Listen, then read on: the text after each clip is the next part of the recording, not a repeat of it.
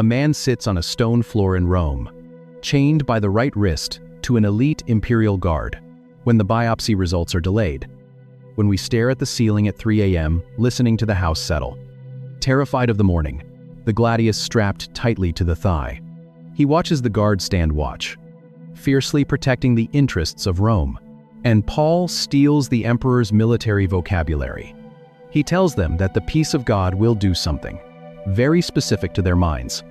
He reaches for a Greek word that would make every retired Roman soldier in Philippi snap to attention. A word that changes Philippians 4-7 from a gentle comfort into an act of war. Philippians chapter 4, verse 7. Paul is wrapping up his letter to a traumatized community living in the shadow of a hostile empire. He tells them to present their requests to God. And then he makes a staggering promise. And the peace of God, which transcends all understanding, will guard your hearts and your minds in Christ Jesus. The English translation uses the word guard, which sounds protective, perhaps like a security system or a heavy wooden door. But the ink on Paul's parchment carries a much heavier, much more aggressive weight. The word Paul uses is the Greek verb phroureo. It does not mean to watch over something gently, like a shepherd watching sheep.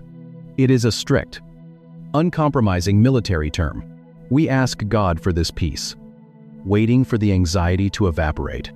And when the panic stays, when the heart keeps hammering against the ribs, it means to garrison a city, to establish a fortified perimeter, to deploy a detachment of heavily armed troops to hold a defensive position against an active, incoming siege. It is the language of an imperial sentry walking a stone wall, gripping a bronze spear in the dark, watching for the slightest movement from the enemy line. The noun form of this word describes the physical garrison itself, the fortress, the iron gates, the stationed soldiers. It appears only 4 times in the New Testament, and every single time it carries the threat of force. In his second letter to the Corinthians, Paul uses this exact same word to describe how the governor of Damascus guarded the city gates with armed soldiers in a desperate attempt to arrest and kill him. Phroureo is not a gentle chaperone. It is a tactical lockdown. When Paul attaches this specific military verb to the peace of God, he is orchestrating a profound linguistic collision. He is looking at the Roman soldier chained to his arm, the physical embodiment of the empire's terrifying power, and he is hijacking that imagery. He tells the Philippians that God's peace does not function like a silent retreat when the mind keeps racing through a labyrinth of worst-case scenarios. We think the peace has bypassed us. It functions like the Praetorian Guard. When the crushing weight of anxiety marches against your mind, the peace of God deploys. It sets up a perimeter around your heart. It draws a sword at the boundary of your cognition. That route changes everything about how we read this text. We spend so much time begging God to remove the circumstances that cause our anxiety. We assume that peace equals the absence of the threat. The peace of God is not a tool designed to change your circumstances. It is a garrison deployed to protect your mind while the circumstances remain exactly as they are. This is why Paul says, this peace transcends, or surpasses, all understanding. The Greek word for understanding here is nous, referring to human logic and rational calculation. When the bank account is empty, when the diagnosis is terminal, when the Assyrian army is literally outside the gates, human logic dictates that you must panic. Rational calculation demands that you collapse. Your nous calculates the odds and concludes that destruction is imminent, but phroureo steps in front of the panic. The peace of God does not make sense on paper. It defies the mathematical reality of your crisis. We assume we prayed wrong. We believe our faith is simply too weak to grasp the gift. It stands at the iron gates of your nervous system and holds the line against the terror that has every logical right to consume you. It is a peace that bypasses your rational brain entirely, setting up a military blockade against the thoughts trying to tear you apart. And this is where the ancient text suddenly steps into the modern living room. The ink dries on the parchment in the dim light of the Roman cell. Paul hands the scroll to a messenger. It is carried across the sea, down the ancient Egnatian Way, and smuggled into the militarized streets of Philippi. And the terrified group of believers unrolls it in the flickering amber light of an oil lamp. Outside, they can hear the heavy, rhythmic thud of the Roman night watch pacing the cobblestones. They can hear the dogs barking at the edges of the colony. They are acutely aware that their lives hang by a fragile political thread. Then they hear the word "Florio" read aloud in the quiet room. They look at the stone walls of their own city. They know what a garrison looks like when the heavy iron gates are barred at midnight. They know the sudden drop in adrenaline when a heavily armed centurion steps between them and a violent mob. But if you look closer at the specific vocabulary the apostle chooses while staring at the bronze armor of his captor, and in an instant, the entire geography of their anxiety changes. Paul is taking the terrifying military architecture of their oppressors and handing it back to them as a spiritual defense system. The human mind is a city under siege. The enemy is not always an Assyrian battering ram or a Roman spear. The enemy is the rumor of an arrest tomorrow. The enemy is the memory of the neighbor who betrayed them yesterday. The enemy is the quiet, creeping terror that slips through the cracks of the imagination in the dead of night, whispering that they have been completely abandoned. But then the garrison deploys. When the fear of the arena strikes the gate, Florio holds the line. When the threat of poverty scales the wall, Florio pushes it back. When the absolute certainty of defeat screams from the valley below, Florio stands silently on the parapet, sword drawn, immovable. The peace of God is not a feeling you conjure. It is a commander you submit to. It is the structural shalom of Isaiah transformed into the tactical sentry of Paul. It is the weight-bearing pillar wrapped in Roman bronze. It is God himself drawing a perimeter around the fragile, exhausted architecture. And at the ancient Hebrew prophet he is echoing across the centuries, you start to see a reality that the greeting card theology completely misses, of human consciousness and refusing to let the panic breach the inner wall. Your physical heart might still beat wildly. The arrows still fall in the dark. The dust of the empire still rises outside the gate. But the citadel of the mind remains entirely untouched. Paul gave this military secret to people facing execution in the 1st century. But the garrison was never meant to stay locked in antiquity. Because the human nervous system has not evolved at all in 2,000 years, and the empire laying siege to your mind right now is far more sophisticated and far more relentless than anything Rome could have ever built. We do not have Assyrian armies burning our fields. We do not have Roman soldiers chained to our wrists, but we are absolutely under siege. The battlefield has simply moved inward. We carry the empire in our pockets. We sleep with the siege engines charging on our nightstands. We are a species haunted by tomorrow. The glowing glass screen lights up at 2 a.m. The email drops on a Friday afternoon. The doctor's office calls and asks you to come in person. The interest rates rise. The rumor spreads. The child walks out the door. And the ancient machinery of panic wakes up in the dark. The peace of God is not a feeling of calm. It is a military occupation. Paul is not offering a bumper sticker to make the circumstances hurt less. We consume tragedy in real time from across the globe. We scroll through outrage and disaster while waiting in line for coffee. Our minds are subjected to a relentless, low-grade bombardment of threats we have absolutely no power to control. The human nervous system cannot tell the difference between a physical spear and a digital threat. The amygdala fires. The cortisol floods the bloodstream. The chest tightens.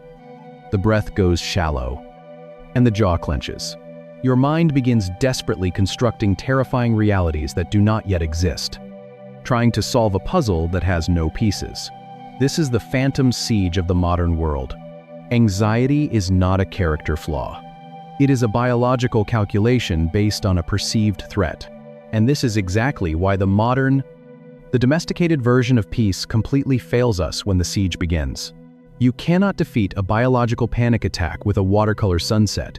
You cannot hold off a cortisol spike by simply trying to empty your mind. When the enemy is already inside the walls, a vacuum is useless. You need a garrison.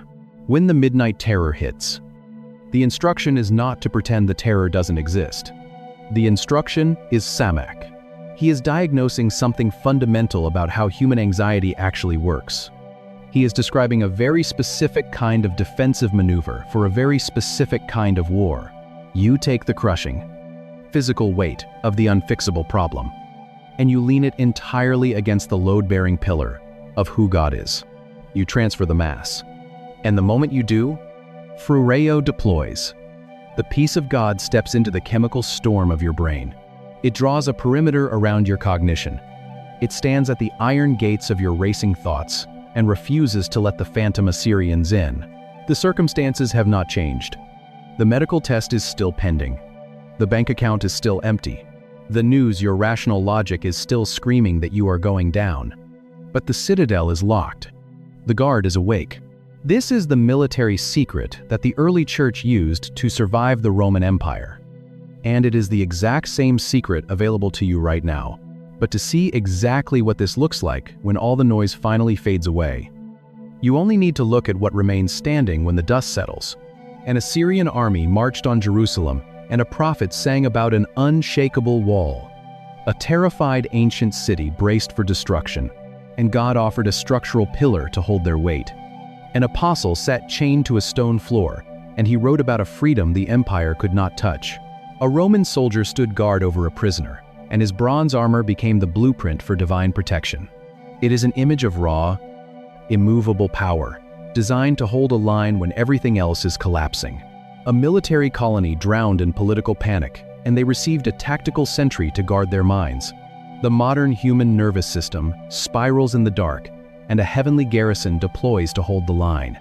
The terrifying circumstances refuse to change, and the citadel of the heart remains perfectly intact.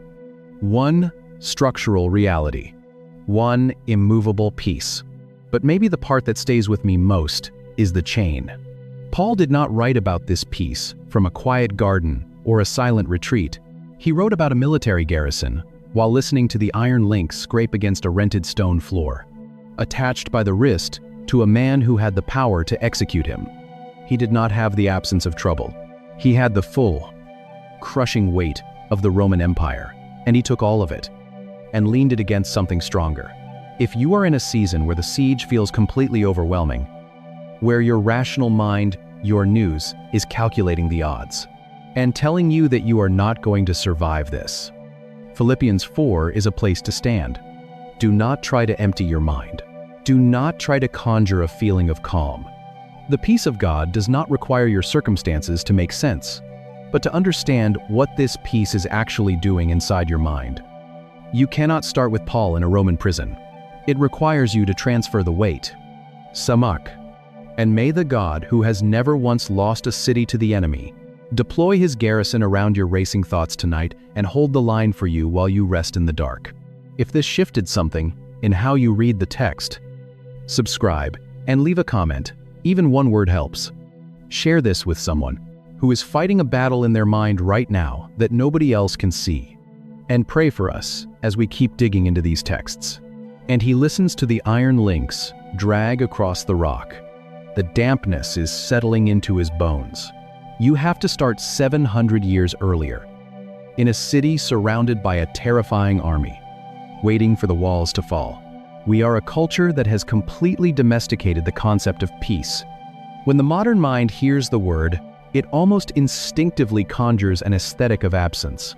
We picture a quiet room with ambient music softly playing, the faint scent of lavender hanging in the air, and a mind temporarily emptied of its endless to-do lists. We try to curate our environments, downloading meditation apps and retreating to silent spaces, hoping to construct a protective bubble where nothing demands our attention. We define peace as a vacuum. We think it is what happens when all the noise finally stops, when the relational conflict is neatly resolved, and when the external pressure drops to an absolute zero. Peace, in the modern imagination, is not a presence. It is merely the absence of trouble. But the biblical authors did not write in a vacuum. They wrote in the dirt, the dust, and the relentless, crushing machinery of ancient empires. If peace requires the absence of conflict, then the entire biblical narrative is a profound failure. He is facing a trial that will likely end in his execution. He has not seen a horizon without bars or spears in years. Moses led a terrified people through a barren desert where the sun burned the skin and water had to be struck violently from a rock. David composed his most enduring poetry while shivering in damp cave systems. Listening in the dark for the footsteps of King Saul's assassins, Paul is currently dictating his letter to the Philippians while physically chained to a man holding a spear. If peace is nothing more than lowered heart rates and tranquil circumstances, these men lived and died without ever tasting it. But they did taste it. They simply operated with a completely different dictionary. To the ancient Hebrew mind, the concept of peace had teeth. It was not a fragile state of mindfulness that could be shattered by a sudden piece of bad news or a spike in adrenaline. It was a heavy, architectural reality. We treat peace like a delicate glass ornament that we must protect from the harshness of the world. The biblical authors treated peace like a bunker that protects us. True biblical peace is not a fragile silence. It is a fortified position. It is a state of being that is designed specifically to operate. And from this darkness, with the rhythmic breathing of a heavily armed soldier echoing in his ear, in the middle of chaos. Not in the absence of it. It is an internal infrastructure built to withstand an external assault. And the blueprint for that infrastructure was drawn up during one of the darkest, most terrifying geopolitical crises in the history of the ancient Near East. To understand the peace that passes understanding, you have to watch the dust rise on the horizon as the most brutal army on Earth marches toward your home. The year is roughly 701 BC. The Assyrian war machine is moving south. Dust chokes the horizon. City after city falls to the empire. Lachish burns in the distance. They are marching directly toward Jerusalem. You can hear the wooden wheels of the siege engines grinding. You can smell the thick smoke of burning barley fields. You can feel the rhythmic vibration of thousands of marching boots shaking the ground. The bronze armor of the Assyrians gleams under the brutal sun. The enemy archers string their bows. The soldiers beat their spears against their shields. In a terrifying, synchronized rhythm, the people of Judah are trapped. The heavy stone gates are barred. The wells outside the city are stopped up. Inside, mothers hold their children in the dark. Men grip their swords with sweating palms. Fear is a physical weight, sitting heavily on every chest. He dictates a letter to a small group of friends living in a violent Roman colony. He writes about peace. King Hezekiah paces the stone floors of the palace. Assyrian envoys stand outside the walls. They shout threats in fluent Hebrew so every citizen can hear. They promise starvation. They promise absolute destruction. They mock the God of Israel. Panic spreads like a contagion through the narrow streets. In the middle of this terror, the prophet Isaiah speaks. He does not offer a platitude. He does not suggest they ignore the army outside. He writes a song. In that day, this song will be sung in the land of Judah. He sings of a strong city. He sings of walls built of salvation. He sings of open gates. And then, he drops a promise that will echo across centuries, eventually reaching a Roman prison cell. Isaiah chapter 26, verse 3. You will keep him in perfect peace, whose mind is stayed on you, because he trusts in you. Look at the exact setting of this promise. Outside the walls, an enemy is screaming. Inside the walls, a prophet is singing. The panic outside meets the immovable rock inside. The song is not a distraction from the war. It is a weapon against the panic. But the English translation of Isaiah's lyrics dilutes the sheer force of his vocabulary. We read the phrase, perfect peace, and the instruction that our profess. Mind is stayed. And we think of mental focus. We think of positive thinking. We assume God is asking us to simply try really hard. He tells them not to be anxious about anything. He tells them about a peace that passes all understanding, not to worry about the Assyrians. But Isaiah is not talking about human effort. He is talking about architectural engineering. When you look at the original Hebrew text underneath the English translation, you realize he is not describing a psychological state of mind at all. He is describing a reinforced wall. When you look at the physical ink on the Hebrew manuscript of Isaiah chapter 26, the English phrase, perfect peace, reveals a deliberate linguistic repetition. The prophet writes the Hebrew word shalom twice back to back. Shalom, shalom. In ancient Hebrew grammar, repeating a noun does not just emphasize it, it expands it to its absolute, infinite limit. Shalom does not mean quietness. Its root meaning is wholeness, completion, a stone wall with no cracks and no structural compromises. But the mechanism that activates this double-walled peace is found in the next phrase, whose mind is stayed on you. The word translated as stayed in English is the Hebrew verb samak. Samak does not mean to briefly focus your attention on a spiritual concept. It is a profoundly physical, architectural term that means to lean your entire body weight upon a support, to prop up, or to rest heavily upon a rigid foundation. It is the exact same word used in the book of Leviticus, when a high priest leans his hands with full physical force. Most people assume this phrase is a promise of a feeling. We treat it like a spiritual tranquilizer onto the head of a sacrifice. It is the word used to describe massive pillars that hold up a roof, taking the crushing downward force of the ceiling so the building itself does not collapse. When you put these two words together, the theology of Isaiah shifts completely, from the psychological to the structural. God is not asking the residents of Jerusalem to conjure up a feeling of safety while the Assyrians build siege ramps. He is offering a structural transfer of weight. You take the crushing mental pressure of the terror outside the gates, and you samak. You lean the full, unbearable mass of it onto the unshakable character of God. And in response, God provides shalom shalom, a load-bearing wholeness that pushes back with equal force. If realizing these hidden mechanisms inside the original languages changes how you experience the text, you're exactly who this channel is for. Drop a thought in the comments and hit subscribe, because every week we go deeper into the text than you knew was possible. So Isaiah offers this architectural blueprint to a city surrounded by death. The peace of God is not a psychological trick to ignore the enemy. It is a reinforced pillar designed to hold the roof up when the battering ram hits the door. This structural understanding of peace becomes the bedrock of Jewish survival for the next 7 centuries. It survives the Babylonian exile. It survives the Greek occupation.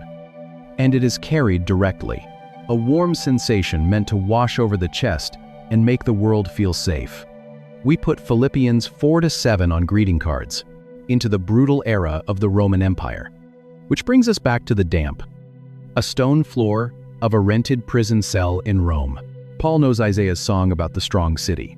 But when he writes to the Philippians about this exact same piece, he decides to upgrade the ancient architecture. He adds a Roman sword to the wall. Paul pulls the chain. The heavy iron links scrape against the stone floor. The soldier next to him shifts his weight. This is not a local jailer. This is the Praetorian Guard, the elite fighting force of the Roman Empire. They do not stand down. They do not lose focus. They carry the brutal, unyielding authority of the emperor. And Paul is chained to one of them, 24 hours a day. He smells the polished bronze. He feels the damp cold of the rock. He hears the constant, rhythmic pacing of armed men changing shifts outside his door. He is writing to Philippi. Philippi is not a quiet spiritual retreat. It is a miniature Rome. It is a fortified military colony planted in Macedonia. Retired legionnaires walk the cobblestone streets. Imperial monuments dominate the skyline. Roman law dictates every social interaction. The believers living there are facing a crushing wave of persecution. They are socially isolated. They are economically targeted, printed with watercolor sunsets and delicate calligraphy. We quote it to people in hospital waiting rooms. We recite it when the bank account empties. They are politically vulnerable, and they are terrified. The Roman Empire enforces order through overwhelming violence. They call it the Pax Romana, the peace of Rome. But the Philippians know exactly how this peace is manufactured. It is maintained by the edge of a short sword. It is an outward compliance enforced by the threat of crucifixion. Rome crucifies rebels. Rome burns dissidents. Rome crushes resistance. This is not true peace. It is forced submission at spear point. Paul knows his friends are drowning in anxiety. Their neighbors hate them. Their political future is completely uncertain. Their spiritual father, the man who planted their church, is awaiting a trial that carries the death penalty. Anxiety is not a moral failure for them. It is the logical, biological response to a lethal environment. When you live in the shadow of the empire, panic is the baseline of existence. So Paul dictates his letter. He commands them not to be anxious about anything, but he does not tell them to simply suppress their fear. He does not offer them a meditative technique to ignore the very real threats outside their doors. He looks at the heavily armed soldier sitting inches away from him. He looks at the bronze helmet, the reinforced leather armor,